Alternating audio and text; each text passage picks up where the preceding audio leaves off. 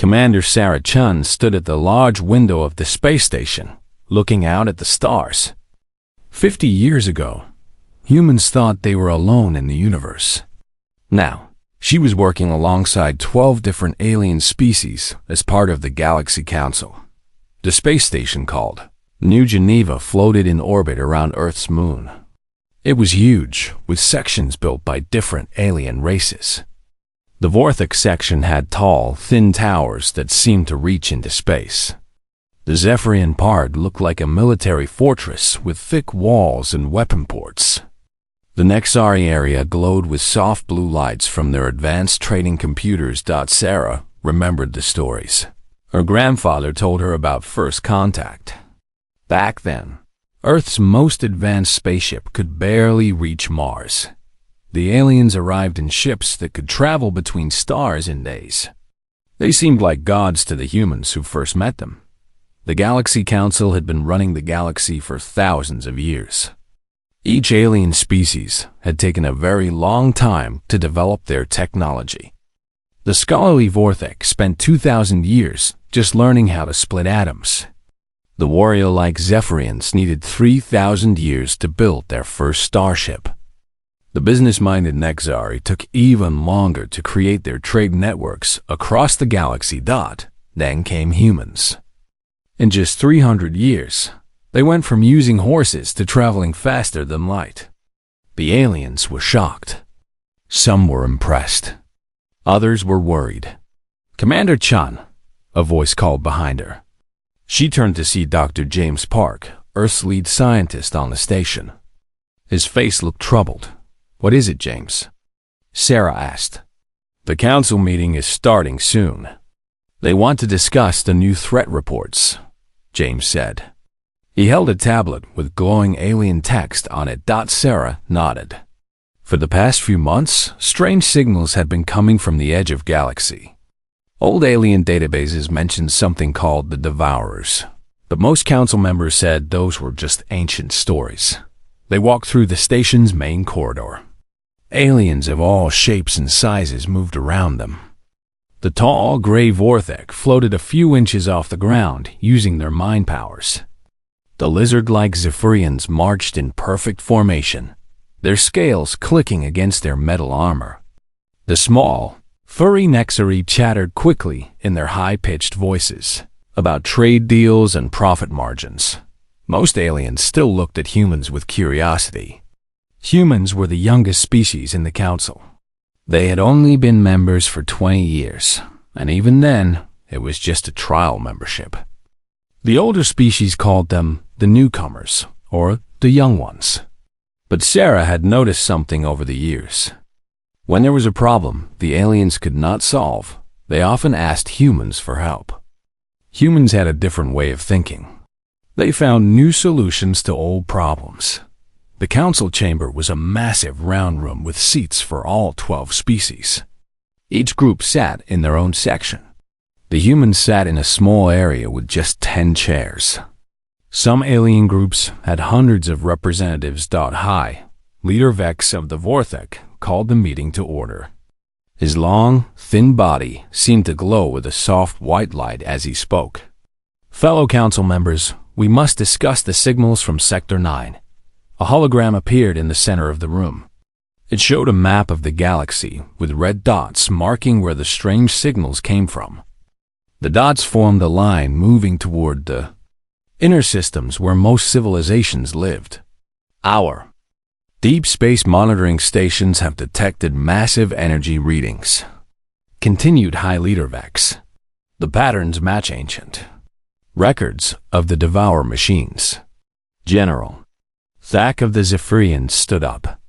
His massive form was covered in battle scars, and his yellow eyes burned with anger. "Impossible," he growled. "The Devourers were destroyed 10,000 years ago. My ancestors fought in those wars." Prime Trader Zil of the Nexari shook her small head. Her fur changed from brown to worried purple. "The cost of fighting the Devourers nearly broke our civilization back then. If they have returned, we need to start calculating escape routes and evacuation costs." Sarah raised her hand. The room became quiet. Even though humans were the newest members, the other species had learned to listen when humans spoke. Humans often saw things differently. What exactly were the devourers? Sarah asked. Our historical records from that time period are incomplete. Leader Vex's eyes dimmed with old fear. Machines, he said quietly. Self-building, self-repairing machines that eat entire star systems. They turn planets into raw materials to build more of themselves. They grow like a virus, spreading across space. How were they stopped before? Asked Admiral Marcus Torres, the senior human military officer present. General Thak's chest puffed up with pride. A great alliance was formed. All 12 species worked together. We fought them for 300 years. Many worlds were lost, but finally we destroyed their main intelligence and scattered the remaining machines. But if they are truly back, said Prime Trader Zil, our current military forces may not be enough. We have grown soft during the long peace. Sarah looked around the room. She could see fear in the aliens' faces. These were species that had ruled the galaxy for thousands of years, and they were scared. What do you need from Earth? Sarah asked. The question surprised everyone. The aliens looked at each other uncertainly. Leader Vex spoke carefully. Humans have shown great skill in tactical thinking and rapid adaptation. If the threat is real, we would value human input in our planning. Sarah nodded. She could see there was more they were not saying. The aliens were hiding something. But for now, she would wait and watch. Over the next few weeks, more reports came in.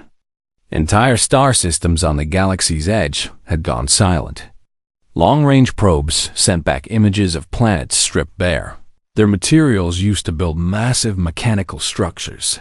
The devourers were back. And this time, they seemed bigger and more dangerous than before. Sarah spent her time studying the old war records and talking to alien veterans who had fought in the ancient conflicts. She also sent secret messages back to Earth, telling them to prepare for the worst. Something in her gut told her that this threat would test humanity in ways they had never been tested before. The Galaxy Council would need every advantage they could get. But she also suspected that the aliens were planning something they had not told the humans about. The way they looked at each other during meetings. The whispered conversations that stopped when humans came near. The secret files that humans were not allowed to see. Sarah decided that humanity needed to be ready for anything, even if that anything included betrayal from their supposed allies. 3 months had passed since the first Devourer signals appeared. Now, 12 star systems had gone completely dark. The mechanical swarm was moving faster than anyone expected. Commander Sarah Chun stood in the emergency council session, watching as panic spread through the room. The holographic display showed the latest reports. Where once there had been thriving worlds with billions of people, now there was only empty space and floating metal debris. The Cathara system is gone, reported General Thak, his voice shaking. 2 billion Zephyrians live there. Our fastest warships reached the system yesterday. They found nothing but mechanical factories floating where the planets used to be. High Leader Vex's usually calm face showed deep worry. Our traditional weapons are useless against them.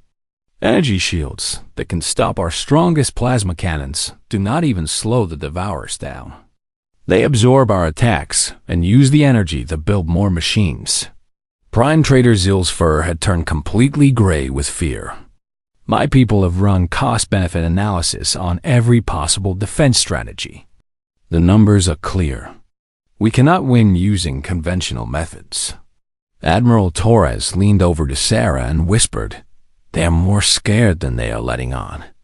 Something about this is different from the old war." Sarah nodded. She had been studying the ancient battle records. The original Devourer War had been brutal, but the machines back then moved slowly. They took time to strip each planet completely before moving on. These new Devourers were different. They took what they needed quickly and kept spreading. How long before they reached the core systems? Asked Dr. Park. High Leader Vex consulted his floating data displays. At their current speed, they will reach Council space in 18 months. Earth in 24 months.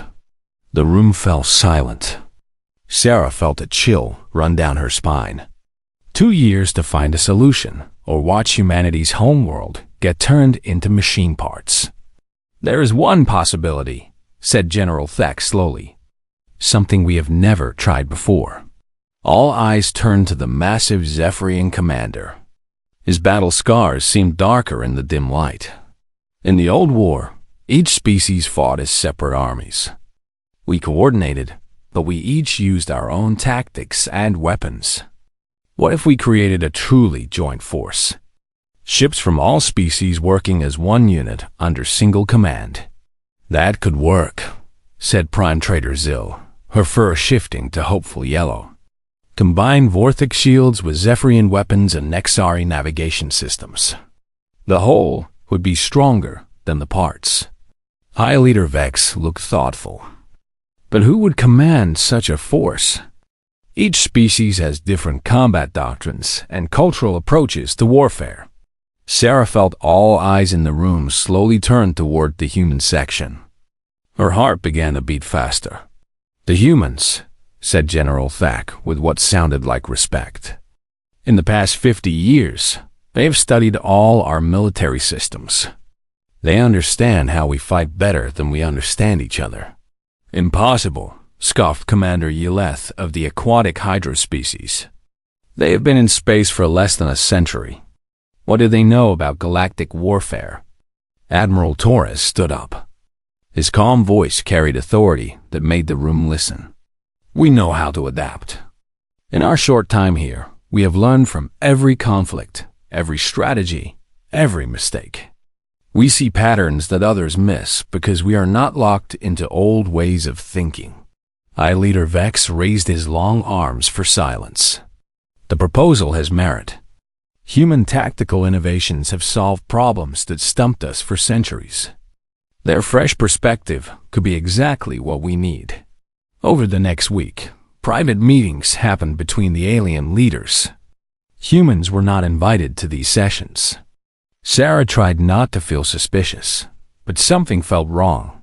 Finally, the council called another full assembly. This time, they had made a decision. Commander Chan, Admiral Torres, began High Leader Vex formally. The Galaxy Council offers humanity the honor of leading our combined fleet against the devourer threat. Sarah blinked in surprise. This was huge. Humans leading a galactic military force. It would make them the most important species in Council history. You would have command of ships from all 12 species, continued General Thack. The largest war fleet ever assembled. Over 50,000 vessels with our most advanced weapons and defenses. Admiral Torres tried to keep his voice steady. This is an incredible honor. What authority would we have over the combined force? Complete tactical control, said Prime Trader Zill. All species would follow human commands in battle. You would have access to our most advanced technologies and our best military minds as advisors. Dr. Park leaned forward. What about resource allocation? Supply lines? Strategic planning? All under human direction, confirmed High Leader Vex. We recognize that desperate times require new approaches. Humanity has earned this trust through their proven problem-solving abilities. Sarah should have felt proud. This was everything Earth had worked for since joining the Council. Recognition as equals. Trust from ancient civilizations. A chance to save the galaxy, but something still felt off. The aliens were being too generous, too willing to give up control. In her experience, powerful civilizations did not hand over authority easily. When would this joint fleet be assembled? Asked Admiral Torres.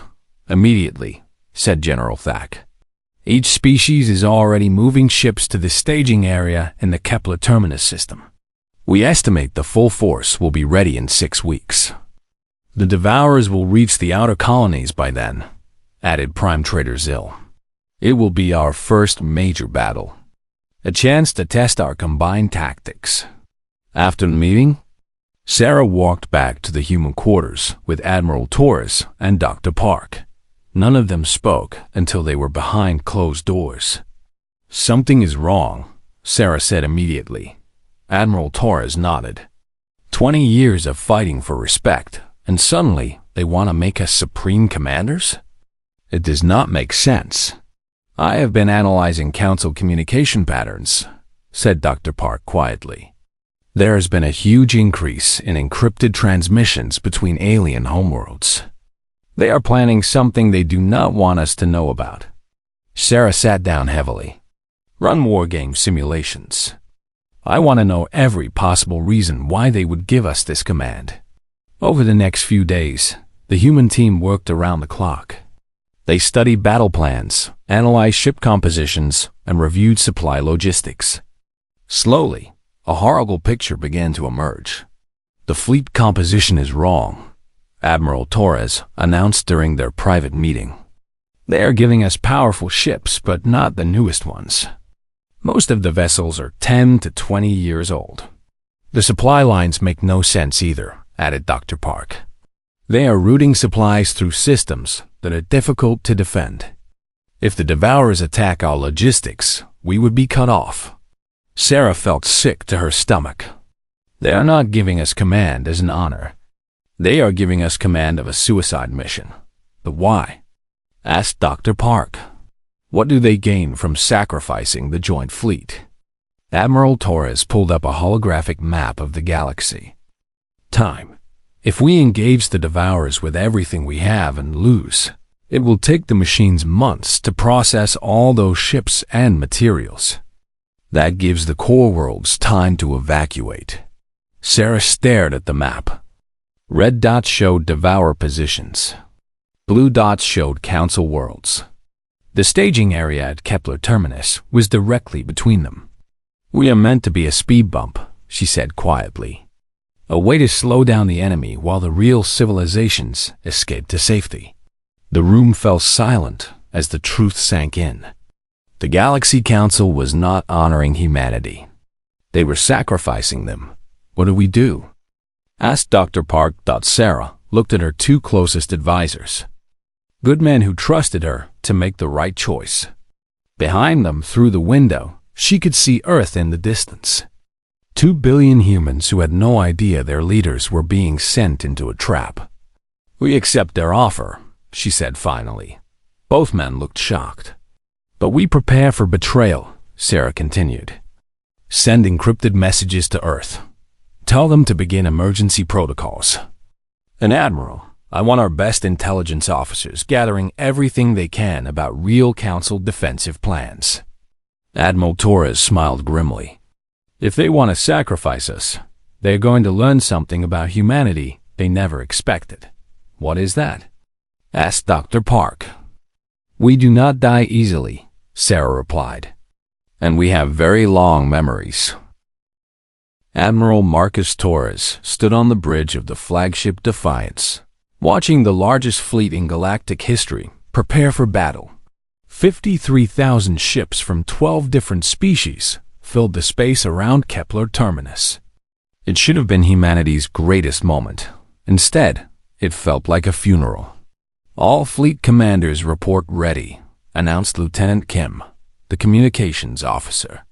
Her voice was steady, but Torres could see the worry in her eyes. 6 weeks had passed since accepting command of the joint fleet. During that time, more disturbing signs had appeared. Promised reinforcements from the inner systems never arrived. Advanced weapons that were supposed to be installed on human ships were delayed by technical problems. Most concerning of all, alien crews seemed nervous around their human commanders. Long-range sensors detect the devourer swarm, reported Commander Sarah Chun from her position at the tactical station. They are moving faster than predicted. Contact in 4 hours. Torres nodded. The enemy had consumed 3 more systems while the fleet assembled. Each time, they became stronger and more organized. Intelligence reports suggested the machines were learning from each battle, adapting their tactics. "Signal from the Council," announced Lieutenant Kim. "High Leader Vex wishes to speak with you." The holographic form of the tall Vorthek appeared on the bridge. His usual calm expression looked strained. "Admiral Torres, the Council wishes you success in the coming battle. Know that all our hopes go with you." "Thank you, High Leader," Torres replied carefully. "When can we expect the promised reinforcement fleets from the core systems?" There was a slight pause. "The reinforcements have been delayed by technical issues. You will need to engage with current forces." Torres felt his jaw tighten. Another delay. Another excuse. "Understood. We will do our best with what we have." "The galaxy is counting on you," High Leader Vex said before ending the transmission. Commander Chen moved closer to Torres. "Sir, that is the 5th excuse about reinforcements. Something is very wrong."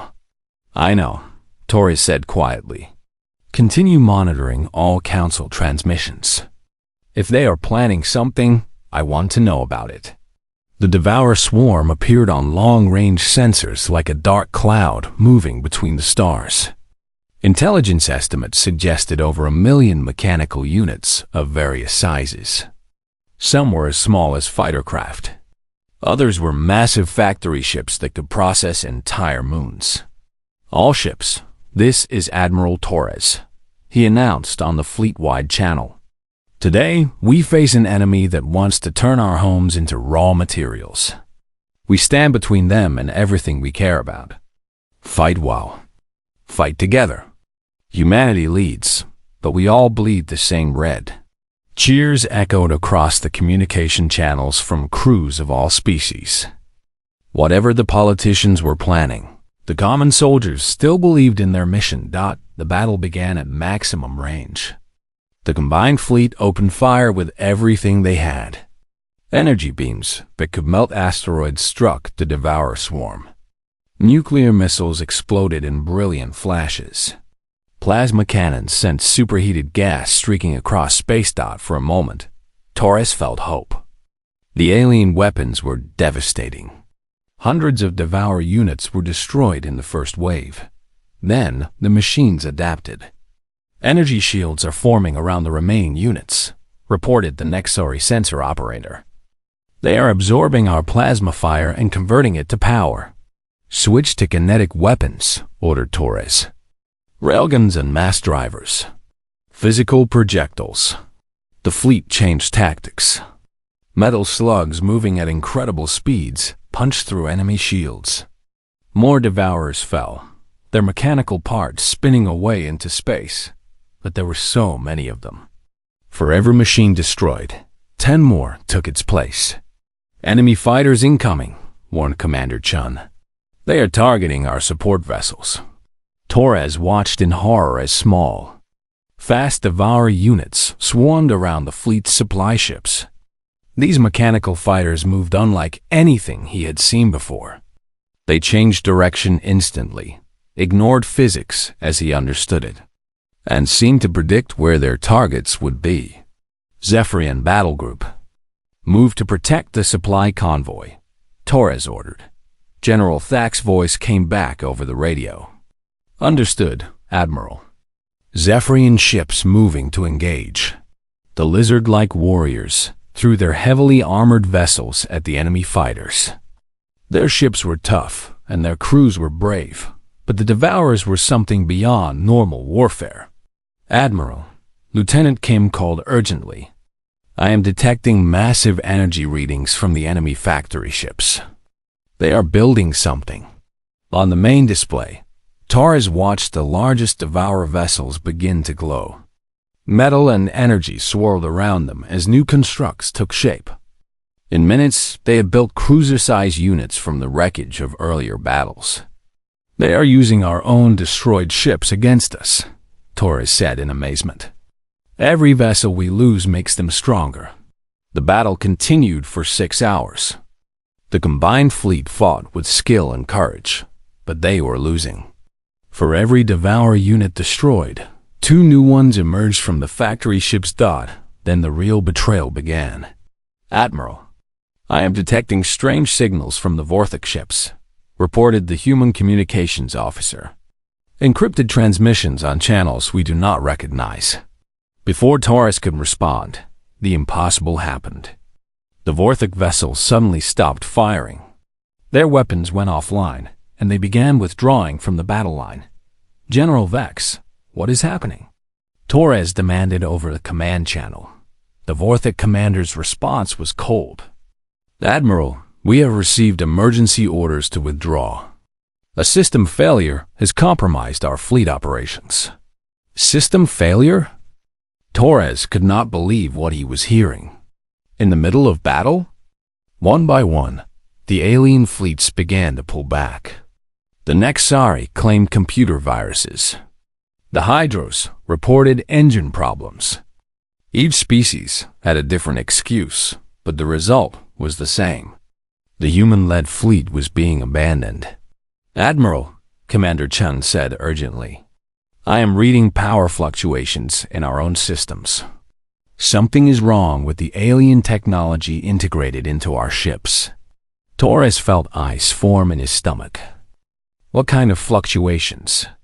"It looks like remote shutdown commands." "Sir, there are hidden programs in all the alien systems we installed." Before Torres could respond, half the ship's systems went dark. Emergency lighting kicked in as main power failed. Around the fleet, he could see other human vessels suffering the same fate. "They put kill switches in our ships," Torres said in disbelief. "The bastards sabotaged us." The devourer swarm sensed weakness and moved in for the kill. Disabled human ships tried to fight with backup systems, but it was too late. The enemy was all around them. "All human vessels, this is Admiral Torres. Use emergency protocols. Cut all alien systems. Switch to backup human technology only." Some ships managed to restore partial power, but most were helpless. The Admiral watched in horror as vessel after vessel was overwhelmed by mechanical attackers. Thousands of brave soldiers died because their supposed allies had betrayed them. "Sir, we have to retreat," urged Commander Chun. "If we stay, the entire human fleet will be destroyed." Torres looked around his bridge. Good people who had trusted him to lead them. Behind them, the devourer swarm was consuming the disabled ships, adding their materials to the growing mechanical army. Signal general retreat. All human ships that can move fall back to emergency coordinates. We leave no one behind who can be saved. The surviving human vessels limped away from the battle zone. Less than 800 ships remained from the original human force of 6,000. The alien fleets had vanished completely, leaving only debris and abandoned allies. As the Defiance reached safe distance, Torres received one final transmission. It was from High Leader Vex, broadcast on an open channel so everyone could hear. "Admiral Torres, the Galaxy Council regrets that the joint mission was unsuccessful. We thank humanity for their sacrifice in the defense of galactic civilization. Your courage will be remembered." The transmission ended. Torres stared at the blank screen, feeling rage build in his chest like a nuclear fire. "They never intended for us to win," he said quietly. "We were just meant to slow the enemy down while they escaped." Commander Chun looked at the tactical display showing devourer positions. "What do we do now, sir? Return to Earth and report the betrayal?" Torres was quiet for a long moment. Around him, his surviving crew waited for orders. These were people who had followed him into hell because they believed in the mission. Now they looked to him for answers. "Set course for Earth," he said finally. "Full speed." "We have work to do." "Sir?" asked Lieutenant Kim. Torres smiled, but there was no warmth in it. We are going to show the Galaxy Council what happens when you betray humanity. They think they used us as a distraction. They have no idea what they just started. As the battered human fleet jumped to faster-than-light speed, behind them the devourers continued their advance toward the core systems. The machines had been delayed, but not stopped. The Galaxy Council had gotten the time they wanted. But they were about to learn that time could be a weapon that cut both ways. 6 months after the betrayal at Kepler Terminus, the galaxy was dying. Admiral Marcus Torres stood in the war room deep beneath the Pentagon, surrounded by holographic displays showing the devourer advance. Red markers covered half the galaxy map. Each one represented a star system that had been consumed. Its planets turned into raw materials for the mechanical swarm. Vorthet Prime fell yesterday, reported General Hayes, Earth's new military commander. Population 12 billion. The devourers stripped the entire system in 18 hours. Torres nodded grimly. The enemy had learned from the battle at Kepler Terminus. They no longer took time to carefully process each world.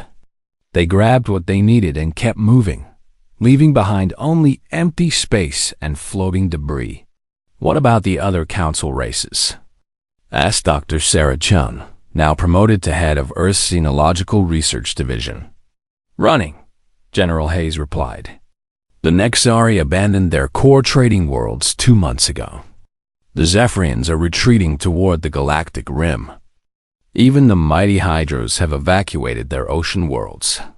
The wall display showed refugee streams fleeing across space.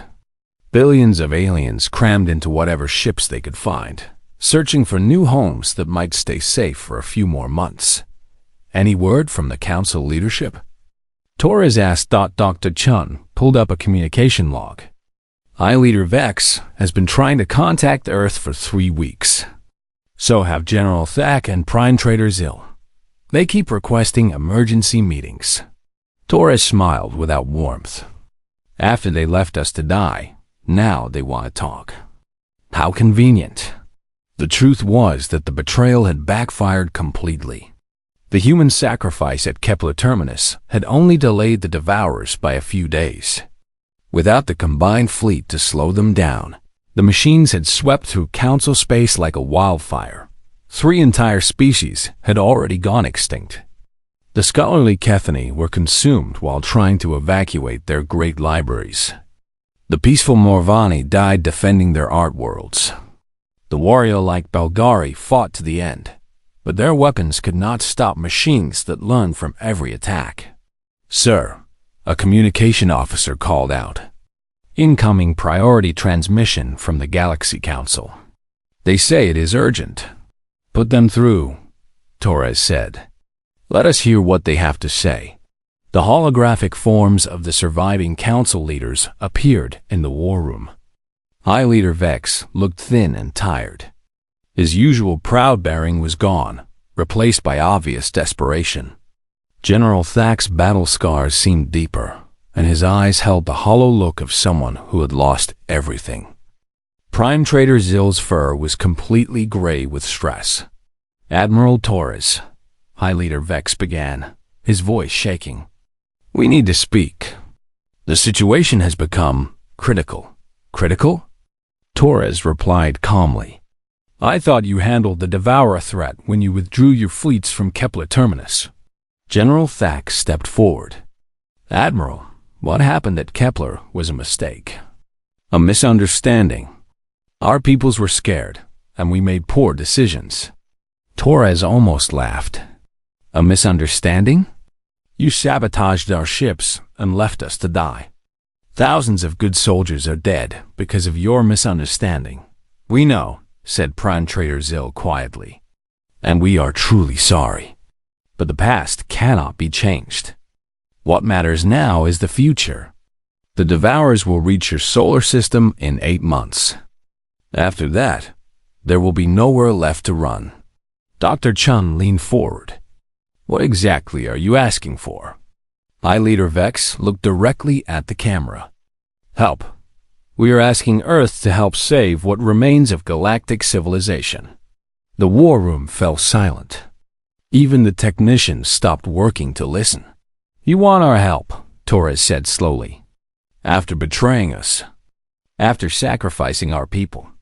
After leaving us for dead." "Yes," High Leader Vex said simply. "Humanity is our only hope.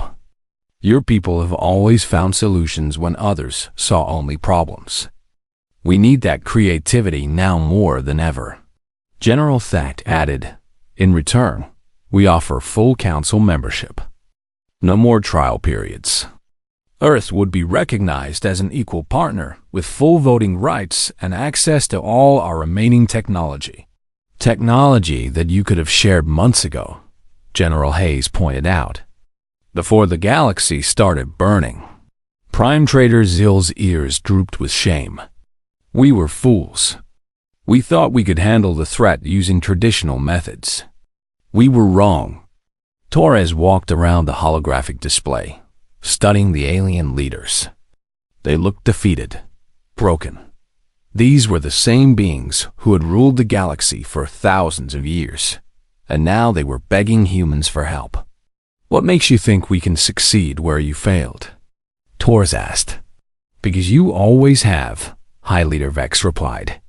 "Every major problem the Council faced in the last 50 years, humans found the answer. The Rigel trade dispute, the Centauri plague, the dark matter research crisis. Time after time, human thinking saved us." Dr. Chun spoke up. "What resources would you provide? Ships? Weapons? Personnel?" "Everything we have left," General Thack said. "Our remaining fleets would follow human command. No restrictions. No hidden protocols. Complete authority. Forgive me if we do not trust your technology anymore," General Hayes said dryly. The alien leaders looked at each other with obvious embarrassment. "We understand," Prime Trader Zill said. "But without cooperation, we all die. The devourers do not care about politics or past mistakes.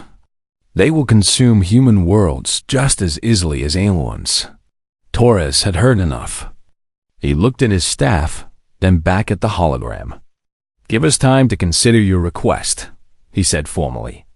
"We will contact you with Earth's decision." After the transmission ended, the war room buzzed with quiet conversation. Officers debated options and strategies. Some argued for helping the aliens despite their betrayal. Others wanted revenge for Kepler Terminus.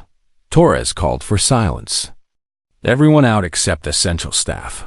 Dr. Chun and General Hayes stay." When the room cleared, Torres walked to a secure communication panel. He entered a long series of codes that Dr. Chun had never seen before. "Admiral," she asked, "what are you doing?" "Sending a message," Torres replied. "To some friends the Council does not know about." The panel lit up with quantum encryption indicators. Torres leaned toward the microphone and spoke clearly. "This is Admiral Torres. Authorization Alpha 77. Directive 7 is authorized. Repeat. Directive 7 is authorized. Unleash the arsenal." Dr. Chun and General Hayes looked confused. "Sir," General Hayes asked, "what is Directive 7? Torres turned from the communication panel with a smile that would have frightened the Council leaders. "Something we have been working on since the day we joined the Galaxy Council," he said. "Earth's real response to betrayal." Within minutes, confirmations began arriving. Hidden facilities across human space acknowledged the order. Secret shipyards that had been building in the shadows for decades began launching their products. Military units that officially did not exist started moving toward assembly points. "How long have you been planning this?" Dr. Chun asked in amazement.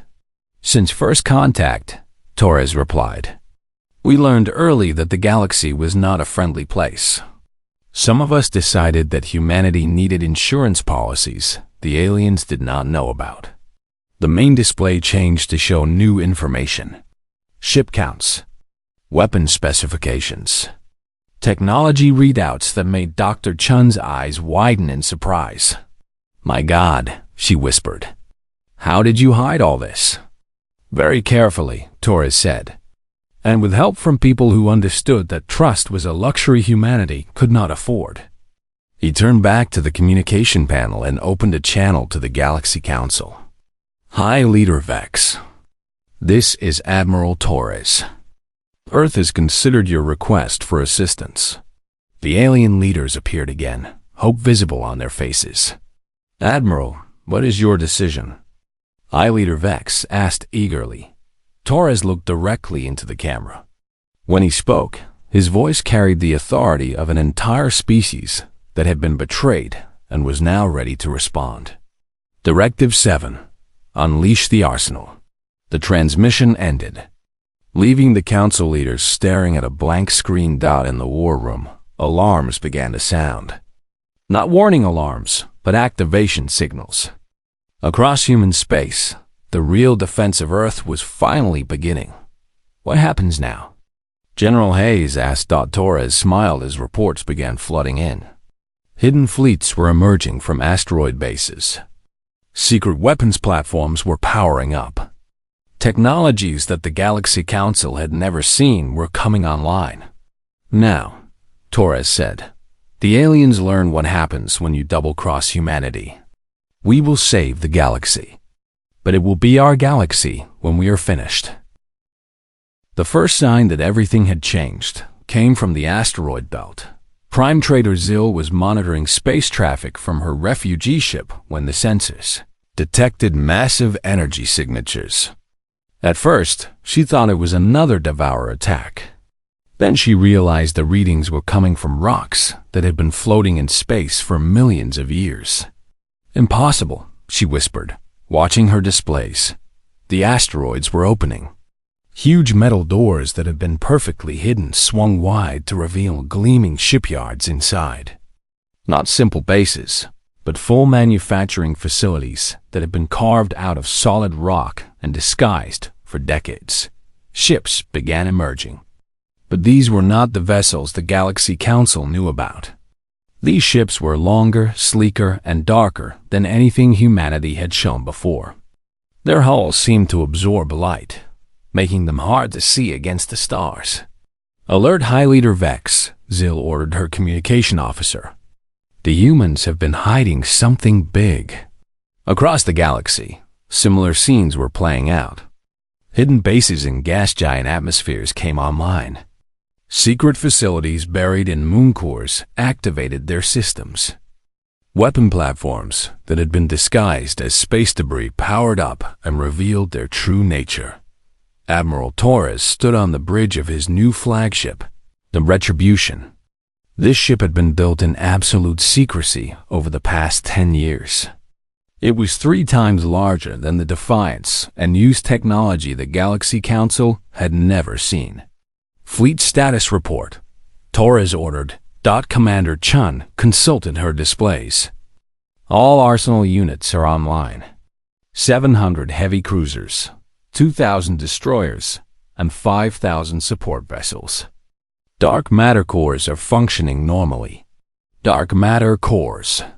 The technology that made everything possible. While the Galaxy Council had spent centuries trying to understand dark matter, human scientists had taken a different approach. Instead of trying to control it, they had learned to work with it. Ships equipped with dark matter cores could become nearly invisible. They could travel faster than light drives. Most importantly, they could channel dark matter into weapons that were devastating beyond anything the galaxy had ever seen. "Enemy positions?" Torres asked. "The Devourer swarm has split into 3 main groups," reported the tactical officer. "One is moving toward the Nexari refugee fleet. Another is attacking the remaining Zephyrian worlds. The largest group is heading straight for Earth." Torres smiled coldly. "Perfect. They have spread themselves thin trying to finish everyone at once. Signal the fleet. We begin with the group threatening Earth." The human arsenal fleet moved through space like shadows. Their dark matter cores made them invisible to most sensors. so they could approach the enemy without being detected. The devourer machines had grown huge during their 6 months of feeding. The largest factory ships were now the size of small moons, constantly building new units from consumed planets.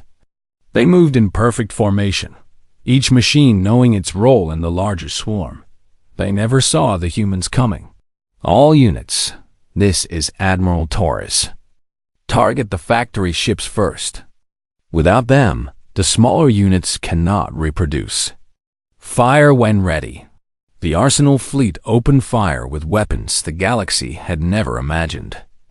Dark matter cannons sent streams of impossible energy into the devourer swarm.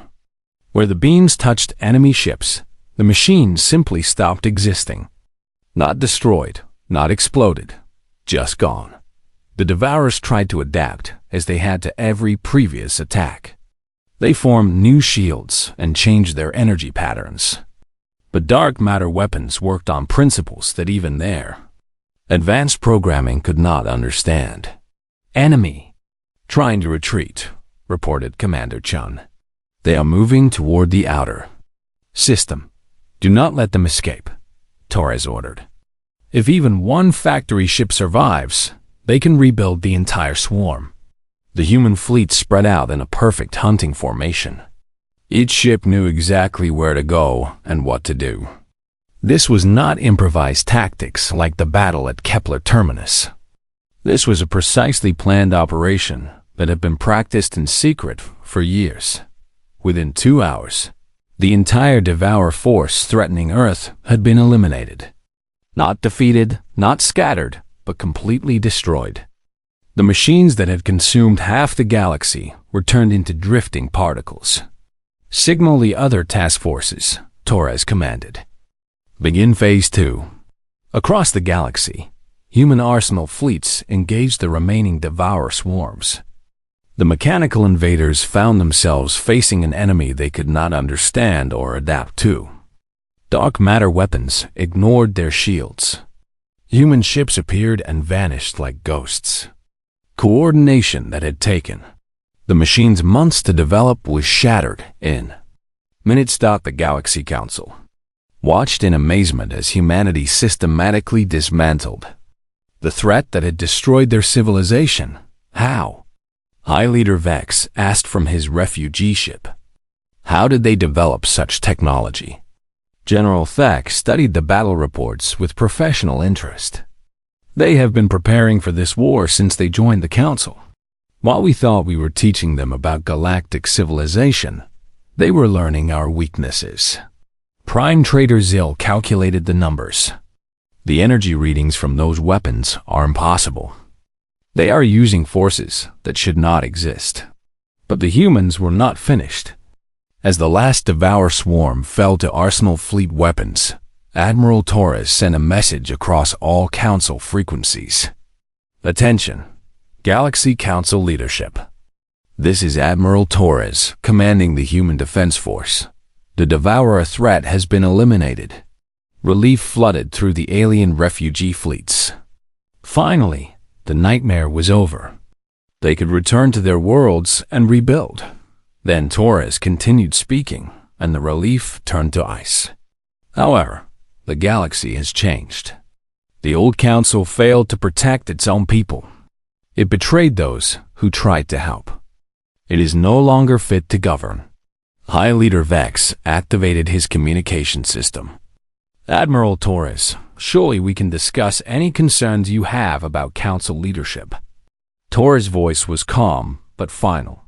There is nothing to discuss. Effective immediately, the Galaxy Council is dissolved. All member species will surrender sovereignty to the new Human Federation. Representatives will report to Sol System within 30 days to formally transfer authority.